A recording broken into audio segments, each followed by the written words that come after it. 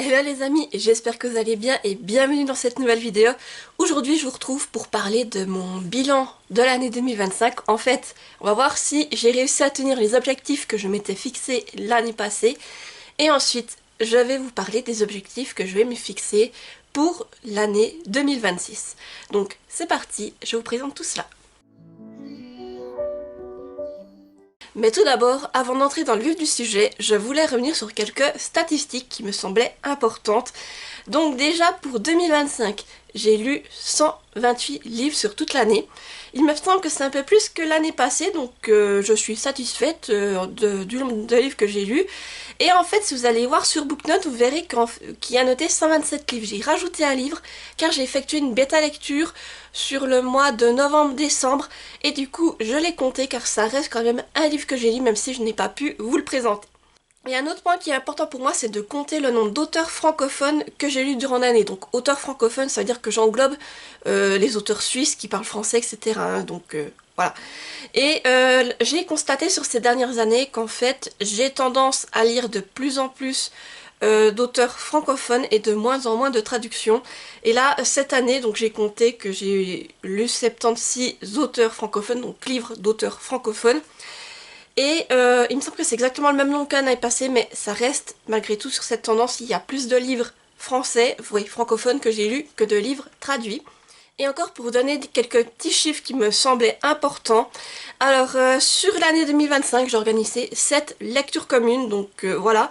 C'est toujours quelque chose que j'aime bien faire, j'essaye d'en organiser une tous les 2 mois. Et là je dois dire que j'ai même fait un peu plus qu'une tous les 2 mois. Je crois que c'est le même nombre que ce que j'avais organisé l'année passée. Donc là je reste constante à ce niveau-là. Et j'espère que cette année, ça va continuer sur cette lancée pour vous proposer de nouvelles lectures communes et pour passer de bons moments tous ensemble. Sinon, il me semble aussi important de séparer les BD et les mangas des livres que j'ai lus. Donc en fait, comme je vous ai dit, on est sur un total de 128 livres lus. Dans ce total, bien entendu, il y a les BD, les mangas qui sont inclus dedans. Alors si on les enlève, en fait, j'ai compté 23 BD que j'ai lus sur cette année. Il me semble que le nombre de BD augmente légèrement. Et cette année, j'ai aussi lu 13 mangas. Et là, pareil, ça a tendance à augmenter par rapport à l'année passée. Je crois que les mangas j'étais autour de 8, donc on voit que ça a quand même légèrement augmenté. Les BD, je devais être autour d'une quinzaine il me semble, et là pareil on est passé à 23, donc je me tourne de plus en plus aussi vers tout ce qui est manga, BD, graphique, etc. Mais ce sont des belles lectures et franchement, je suis contente d'élargir un peu mon horizon au niveau de la BD, voire du manga, pour découvrir des lectures à vous présenter. Puis justement, au niveau des BD, j'ai fait de très très belles découvertes.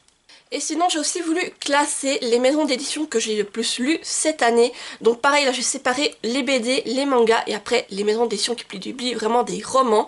Donc pour les BD, j'ai fait un top 3 en fait des maisons d'édition que j'ai le plus lues.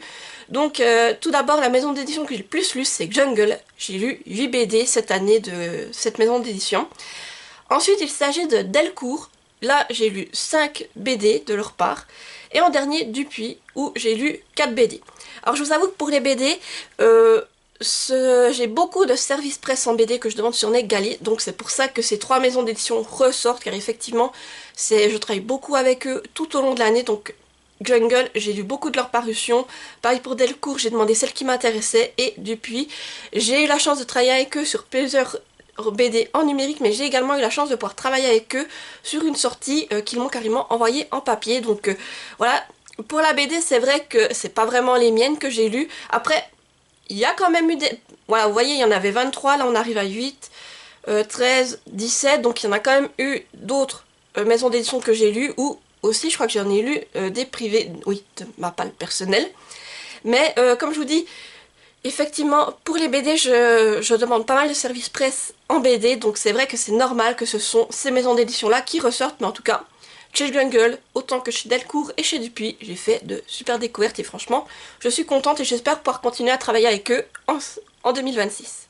Pour les mangas, alors mon top 3 niveau maison d'édition que j'ai lu en 2025. Tout d'abord, c'est Pika, où c'est que j'ai lu 5 mangas. Ensuite vient Kana avec 3 mangas. Et aussi en troisième position, j'ai envie de dire, Kiun avec 3 mangas également. Alors Pika, je sais que j'en ai lu 5 parce que j'ai lu une saga complète, c'était Beauty and the Beast, In the Paradise Lost, que j'ai lu toute la saga qui faisait justement 5 tomes cette année. C'est pour ça que c'est dans cette saga que j'en ai lu le plus. Kana, c'est les 3 tomes de Détective Conan que j'ai lu sur l'année. C'est pour ça qu'il y en a 3. Et Ki-hoon. Ki-hoon, j'ai un doute. Je pense que j'ai dû lire Aria the Masterpiece, qui est du Ki-hoon. Et j'ai dû lire aussi Picshi Picshi Pitch, qui est aussi du Ki-hoon. Par contre, le 3e, là j'ai un doute sur lequel c'était. Mais voilà. Pareil, là aussi pour dire, il y a ce que j'ai dans majorité, mais il y a également d'autres mangas que, par exemple, d'autres maisons d'édition, quand j'en ai lu seulement un pour l'année 2025. Mais voilà, le top 3 qui ressort au niveau des mangas, et je pense que justement niveau manga, selon ce que je lis l'année prochaine, ça peut être totalement chamboulé. Après, il me semble aussi important de vous faire la même chose pour les romans, donc ce que l'on peut relever, c'est déjà que sur l'année 2025, j'ai lu 24 romans auto-édités. C'est beaucoup plus que l'année passée. L'année passée, je crois que j'étais même pas à 10. Vous voyez, cette année, j'ai beaucoup travaillé avec des auto-édités. Et justement, c'est quelque chose qui me tient à cœur car ça permet de mettre en avant des livres que vous ne voyez pas forcément passer sur les réseaux sociaux. Et comme je vous dis, il y a des pépites en auto-édition. Donc franchement, ce serait bête de passer à côté. Donc là, voilà, en tout cas, c'est ce que j'ai lu le plus cette année si on devait prendre une maison d'édition. Mais l'auto-édition étant à part, j'en ai lu 24. Et donc ensuite, si on vient faire cette fois un top 5 au niveau des maisons d'édition, alors en tête arrive De Saxus avec 6 livres lus, suivi quand même de Scrineo, aussi avec 6 livres lus, et d'Ozu Suisse aussi avec 6 livres lus sur cette année.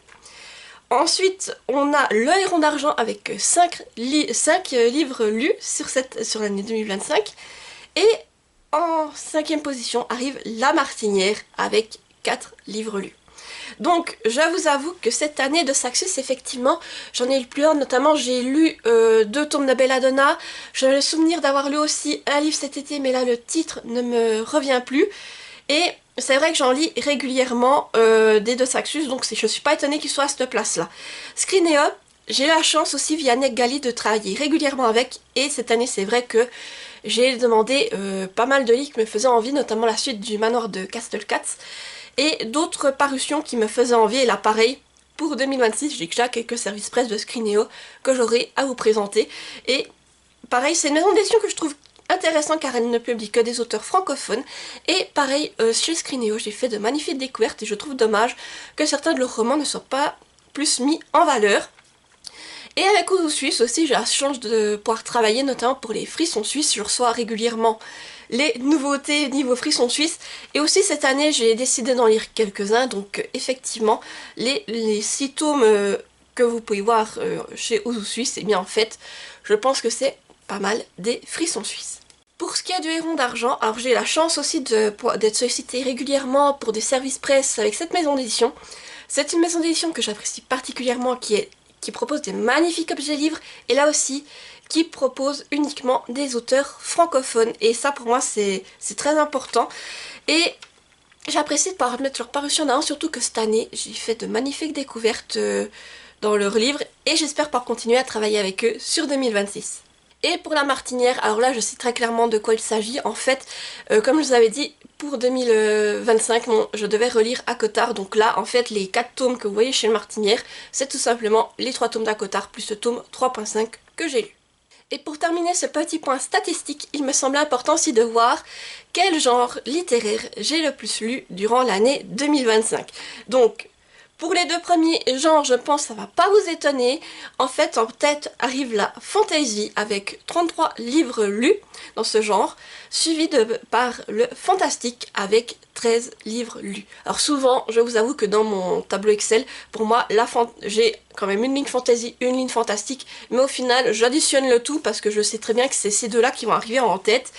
Et après, je les classe seulement premier ou deuxième selon le style qui arrive en premier, donc là, pas de surprise.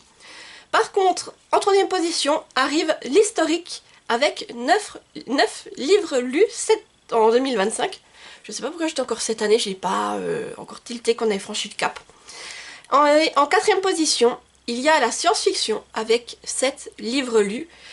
Et 5e position, nous avons le thriller avec 4 livres lus. Alors, comparé à l'année passée, je vous avoue que le top 3 a été légèrement sans chambouler. Le haut du classement ne bouge pas, mais par contre, l'historique qui à l'époque était 5e l'année passée, eh bien, se retrouve en 3e position. Alors, comme quoi, vous voyez que l'historique est un style que j'apprécie de plus en plus et qui augmente gentiment et qui pourrait presque talonner le fantastique. Donc peut-être que l'année prochaine, vous le verrez entre fantasy et fantastique. Voilà, à voir. La science-fiction par contre a un peu diminué parce que l'historique est passé devant, mais j'en lis quand même encore régulièrement, en tout cas de temps en temps. Et le thriller reste quand même un style que j'apprécie de lire de temps en temps, donc voilà, sinon j'ai envie de vous dire le top 5, les 5 genres n'ont pas changé, il y a juste un petit chamboulement au niveau du classement maintenant à voir pour 2026 si l'historique va continuer à progresser ou s'il va réussir surtout à détrôner le fantastique ou la fantasy, à voir ce que je dirai le plus l'année prochaine. Et aussi à voir si ce top 3 de genre sera le même ou si la science-fiction va lui repasser devant. Voilà, tout est possible, j'ai envie de vous dire, pour cette année. J'ai quelques pales déjà de prévues, mais comme je ne les respecte pas spécialement, tout est encore possible. Et maintenant on va faire un petit retour sur mes objectifs de 2025 et voir si j'y suis parvenue ou pas. Donc mon premier objectif, c'est un objectif que je me mets un peu depuis plusieurs années. Il s'agit de lire 100 livres sur l'année. Donc, et je vous ai dit que j'ai eu 128 livres, cet objectif est validé. Et franchement, je suis satisfaite de moi, il me semble que j'augmente progressivement. Cette année je me disais peut-être, voilà, dans ma tête je me suis essayé d'atteindre les 130. Ce n'est pas fait, mais bon, voilà, j'ai atteint l'objectif de 100 livres. Et alors après, voilà, il faut vous dire que moi je me mets cet objectif, mais c'est pas dans le sens de me mettre la pression. C'est que je sais que chaque année j'y arrive plus ou moins. Et le but c'est d'atteindre ce palier de 100 livres et ensuite de voir jusqu'où j'arrive à monter. Voilà, comme là j'ai lu 28 livres en plus, l'année passée c'était 22. Donc de voir, une fois ces 100 livres lus, combien en plus j'arrive encore à en caser. C'est juste ça l'objectif et franchement, le but c'est pas de me stresser ou quoi que ce soit parce que je sais très bien que sur l'année, je vais atteindre ces 100 livres lus, surtout que maintenant je lis davantage de BD, de manga, donc c'est clair que ça aide à atteindre en tout cas le palier de 100 livres et après le but c'est de voir jusqu'où je monte. Mon second objectif c'était d'avancer dans mes sagas en cours. Alors là aussi, je l'ai coché parce qu'il me semble que j'ai pas mal avancé dans certaines sagas, que j'en ai terminé certaines. En tout cas, vous le verrez prochainement dans la vidéo mes sagas en cours que je vais vous tourner. Alors je sais pas encore quand ça sera parce que le mois de janvier, j'ai l'impression que je dois vous tourner plein de vidéos.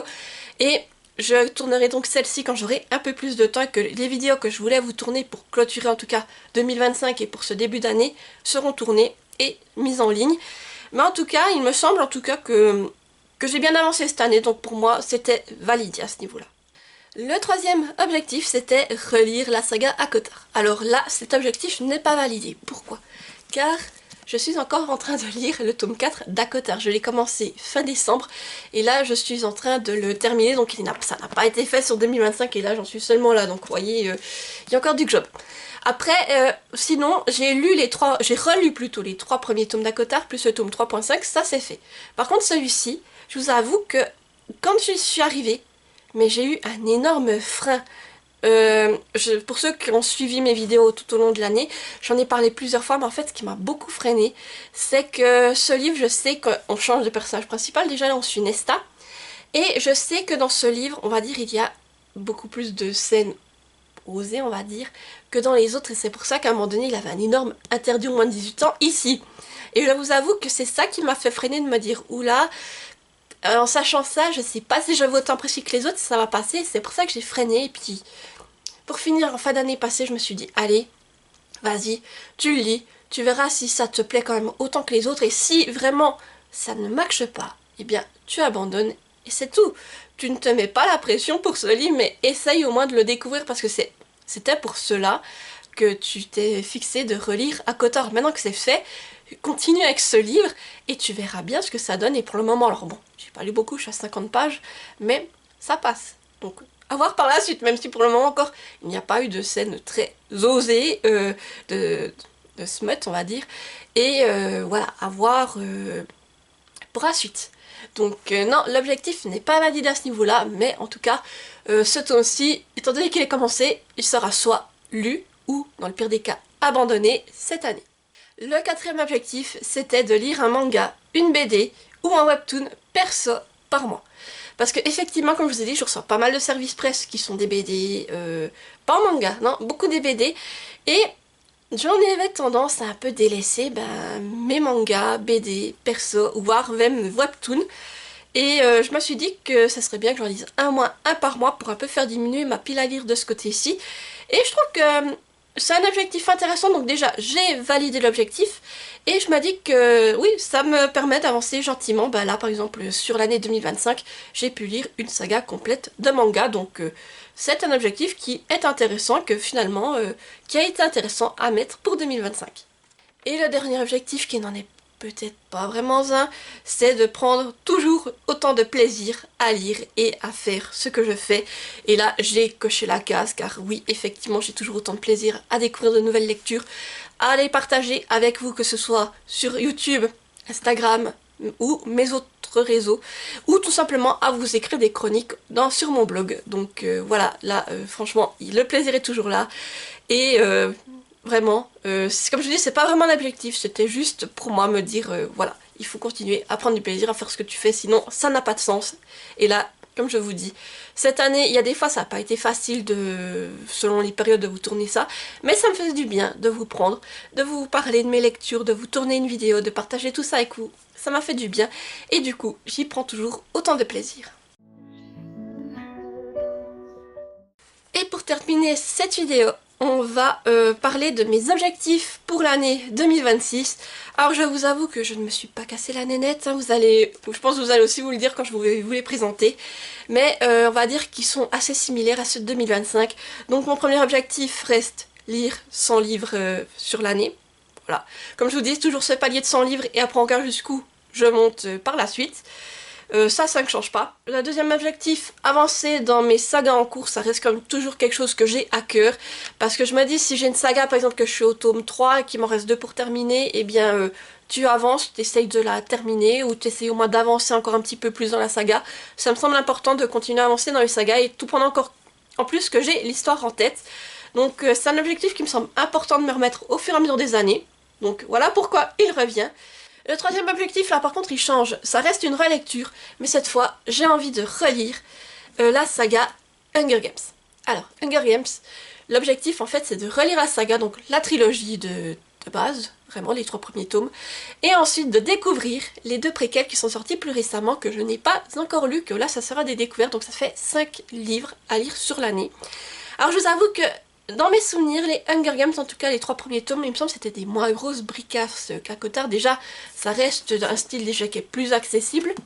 Et les livres sont beaucoup écrits vraiment très grands. Donc, et me rappelant du plaisir que j'avais eu à lire la trilogie Hunger Games, je pense que les 3 premiers tomes vont être vite dévorés. Par contre, pour les 2 préquels, ce sera la découverte. Alors, je ne sais pas à quoi m'attendre. J'ai essayé de pas trop regarder d'avis à leur sujet et vraiment de pouvoir me faire ma propre opinion. Donc voilà, sur l'année il y a 7 sagas à relire, donc bien entendu il faudra commencer par la trilogie et ensuite on enchaînera avec les 2 préquels. Mais franchement j'ai hâte de relire déjà la trilogie, de me replonger dans cet univers que j'avais adoré, je l'ai relu aussi à l'époque et là j'ai vraiment hâte de m'y remettre. Mais avant tout ça, je vais terminer à Cotard, comme ça ce sera fait et après on fonce sur Hunger Games. Donc j'ai oublié de vous dire, c'est de Suzanne Collins. Et moi là j'avais les éditions France Loisirs. Voilà. Mais vraiment hâte de me replonger dans cet univers et de retrouver tous les personnages et voilà, de revivre ces éditions des Hunger Games. Et ensuite vraiment curieuse de découvrir l'histoire à la fois de Snow et de Mitch. Voilà, donc là ça, je vous dis, ça, j'ai très hâte de me relancer là-dedans. Le prochain objectif, c'est de lire un manga, une BD ou un webtoon perso par mois. Ça pareil, ça ne change pas par rapport à l'année passée. Je pense que cet objectif est intéressant dans le sens où justement je peux continuer à avancer dans certaines séries de mangas, BD ou essentiellement essayer d'en lire une sur l'année 2026.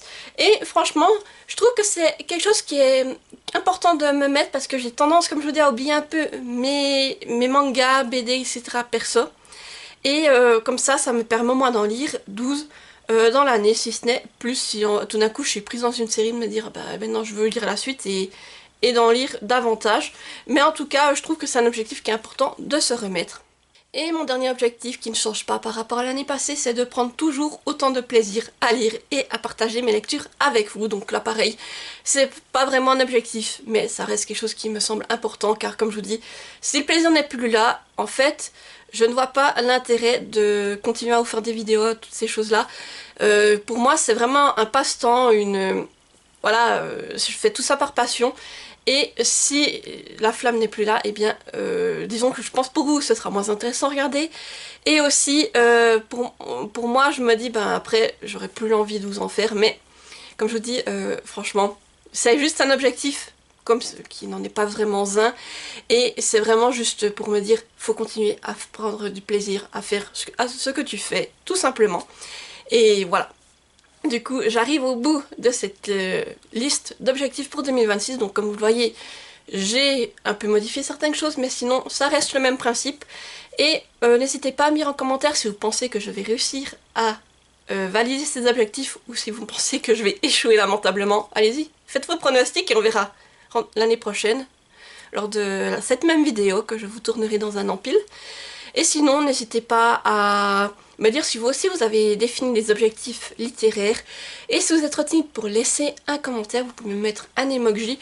Donc qu'est-ce que l'on peut mettre ben, vous pouvez me mettre quelque chose en lien avec les statistiques si vous trouvez un espèce de graphique ou des calculs, un plus, un moins, ce que vous voulez. Ou sinon, vous pouvez me mettre une pile de livres, voilà, parce qu'il va quand même falloir lire des livres pour arriver à 100 livres. Et pour faire référence à Hunger Games, vous pouvez me mettre si vous trouvez un arc ou voilà, quelque chose en lien avec les flèches, ces choses-là. N'hésitez pas à vous lâcher en commentaire. Et comme d'habitude, n'hésitez pas à laisser un petit pouce en l'air, activer la petite cloche pour ne pas rater les prochaines vidéos et à vous abonner car ça fait toujours plaisir et ça permet de soutenir la chaîne. Et sur ce, je vous dis à mercredi prochain pour une nouvelle vidéo et portez-vous bien. Bye bye!